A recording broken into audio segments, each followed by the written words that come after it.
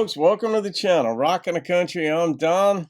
I'm doing a reaction to Otis Gibbs' song, Big Whiskers. And I mean, is this about a catfish, Dan? I don't know, because, well, Dan Sigurdson made a gift to the channel for me to do this one. So Dan, shout out to you. Thank you for that. And Dan is dedicating it to all the fishermen out there. That's his dedication. So that's why I think it might be about a catfish. I don't fish, even though I live right on a lagoon. All right, let's see what we got going here. It's the official video. I have a feeling it's going to be funny, but I don't know. When I was just a teen, Grandpa'd sit down next to me and tell me about the time Big Whiskers got away. From the broad ripple spillway to the Waverly Bridge has been tall tales, rumors, urban legends, and myths about a world record flathead that some say has never been caught. Sometimes he was spotted in White River with flood as big as a coffin laying up in the mud. His name was Big Whiskers, he's the toughest cat that ever fought. As the story goes, when Grandpa was a kid, he was checking his trot line by the Southport Bridge. He thought it was snagged, so he leaned down to take a look. The water started to boil, bubble, and churn as a flathead monster came to the surface and turned, headed straight to deep water and got away by straightening the hook. Oh, when the word got around about the cat he'd seen, everybody laughed and refused to believe, and they echoed him every time that he walked by. He swore right then to everyone's face he'd clear his name and put him in their place. He vowed never to shave until proven it wasn't a lie. He fished every day as the years rolled past and became more obsessed with every cast. Headed straight to the river when Grandma would let him outdoors. That's a nice detail. And after a while the beard covered his face, and 10 years later it was down to his waist. By the time he retired, it was almost reaching the floor. When he walked into town, people's jaws would drop and some loudmouth kid would holler ZZ Top. He didn't pay attention, he just kept on walking by. He'd head straight to the river and throw in some bait and wade through the water and patiently wait for the day Big Whiskers would swallow the end of his line. All right, so I don't forget this about ZZ Top. As I recall, that it just popped into my head.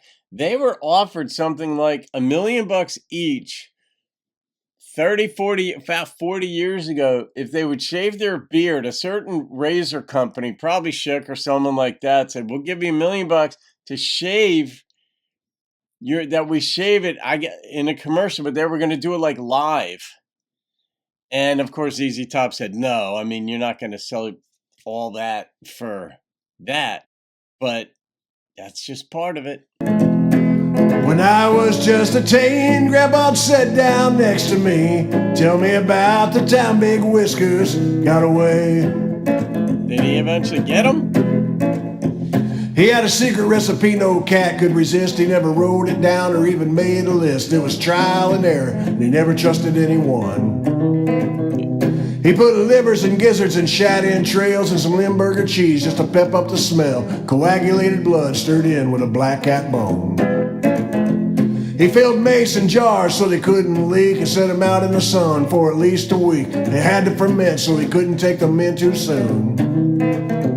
And then he took them to an Indian burial ground, dug deep as he could so they couldn't be found, and said the Lord's Prayer and dug them up by the light of the moon. Some people treat fishing as a chance to get drunk, but to him it was religion and he never gave up. And the stories about Big Whiskers seemed to grow.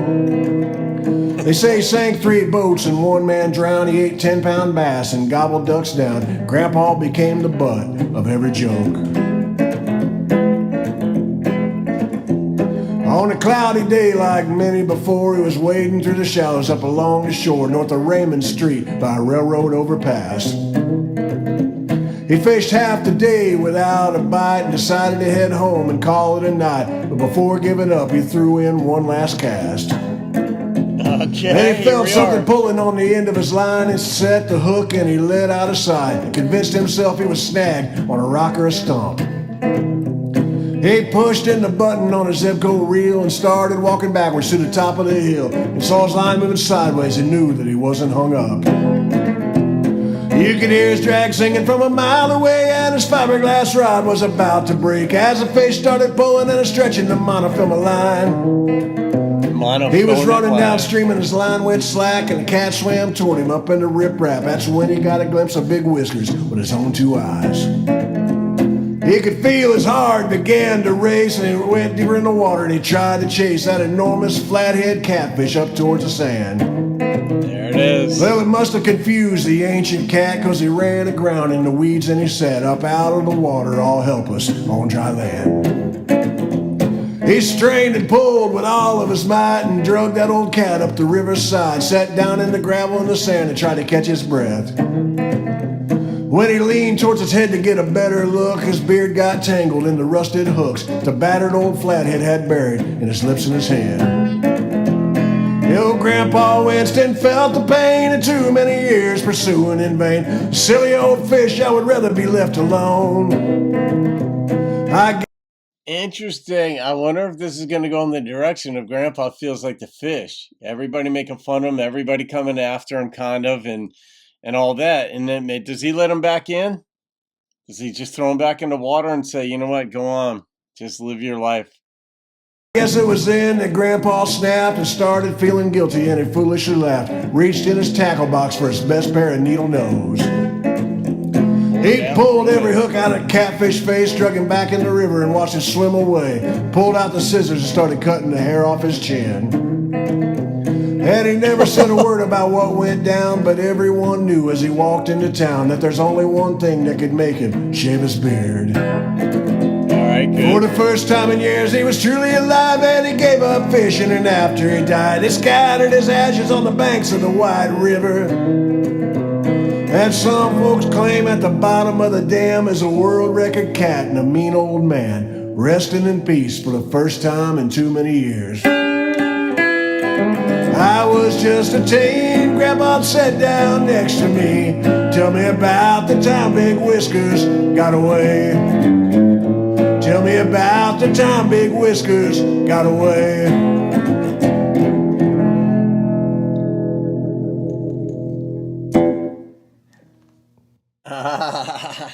I'm thinking about Montauk Ed right now, because he used to be a commercial fisherman for a while there out in Montauk. I don't know if you did river fishing, Ed, but I know you were out in the ocean for a couple of years, you had said at least. But anybody who's fish. Now, this song resonates with me because when I don't fish. When I was 6 years old or so, my father took me half mile from the house was a creek down in Possum Town Park, and had a little carve out in it or whatever you call it, where the creek came down and it got wider there. And we threw a line in, and I caught about a 5 or 6 inch carp.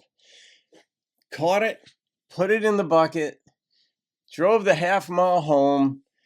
And then when we got to the house, I just started feeling bad for the fish. And I told my father, I want to put it back in the water. And so he drove me back, and I poured it back in the water, and I never fished again. And I eat fish. I eat salmon, swordfish, cod. Tell me, I'll eat it. I love fish, but I'm not a fisherman. So I can relate to this in the sense where storylines are different, obviously, but he was like, you know what? I set out to do a given thing. I'm just going to let this thing live and put him back. But the similarities between the way the two were living, we're striking in a sense. So I love that.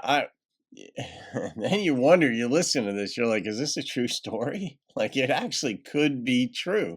Human nature, truth is stranger than fiction, as the saying goes. But how he remembered all the lyrics to it right in order is always impressive to me. So, all right, I'm going to rate this one. I really liked it. That was just down home, earthy. I'm not sure where Otis is from. You guys could tell me about that part. But the number, I mean, honestly, you guys are on a tear here, and I love this because every so often there'll be a dry run where some of the songs, I'll get a number of songs in a row that are just okay, but every so often I get some songs right in a row that are like, oh, yes, you've engaged me the whole time. And this song struck me, the storyline and everything was a 9.2. It was really just I was just captivated. Where's this thing gonna go? Some of it was predictable, a lot of it you couldn't even predict. So there you go. All right, guys, I hope you enjoyed that one. From Dan Sigurdson to all the fishermen out there. And Dan, I hope you're the mayor up there of your town. And if you become mayor, of course, you got to let us know how that goes. Even if you don't, just let us know. I'm pulling for you. Have a great day, folks. See you on another video and keep rocking the country. When the word got around about the cat he'd seen, everybody laughed and refused to believe, and they echoed him every time that he walked by.